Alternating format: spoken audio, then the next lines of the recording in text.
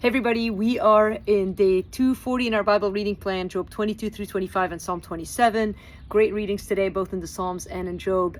Here's something to encourage you. When the way is dark and you can't see clearly, rest assured that God knows the way and is working out his plans for your good. Isn't that the truth? Sometimes it doesn't feel like that, but it is like that. And we know it from the story of Job. And so one of the best chapters in the book of Job is in Job chapter 23. The friends are still attacking and they don't understand the mercy and the goodness of God. And Job does, even though he's struggling, he does understand it. And chapter 23, I mean, just so good. He says, he expresses his longing, oh, that I knew where I might find him, that I might come even to his seat. He wants God to judge him because he knows God's mercy. And we've seen this before in scripture where David picked God's mercy over the enemy when he had to pay the price for his sin. And I love chapter 23, verse 8. Behold, I go forward, but he's not there, and backward, but I do not perceive him. Sometimes we don't feel God, and we're like, how do I know that God's there if I don't feel him? Maybe you read the scripture and you're like, I just don't know, is God here? It doesn't matter if we feel God, it's about his presence. This is the truth that we know. We can bank on it. And so that's what Job says. He says, I look to the left, to the right, I don't see him, but he knows the way that I take. When he has tried me, I shall come out as gold. And I mean, this is really what faith is. It's not that you have all the answers. It's not that you always feel strong. It's that in your weakness, you hold on to the goodness of God.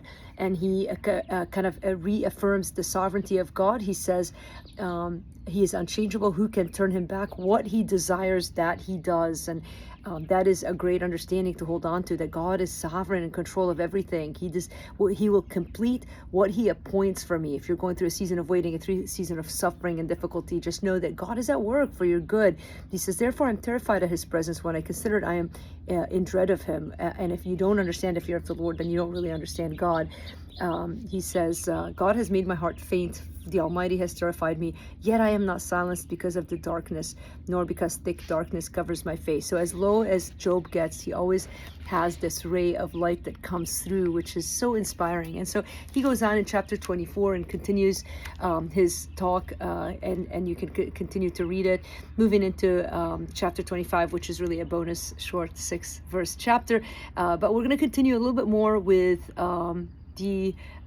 this debate going on between Job and his friends, and they just don't get it. They are convinced that if Job could restitute for his sin and confess it and humble himself, that everything would be all right. And while there is a space for that, sometimes suffering is not because of your sin, although we are all sinners, but simply because God is testing, and maybe there are things happening in the background that we're not aware of. And so rest in knowing that as long as you've confessed what you know to be sin, you can rest in the mercy of God, and you can, like Job, say, man, even if I don't see him, even if I don't understand, he knows the way that I take, and when he has tried me, I shall come forth as gold. And it's happening in your life right now. I know it as you yield yourself to him. Love you guys.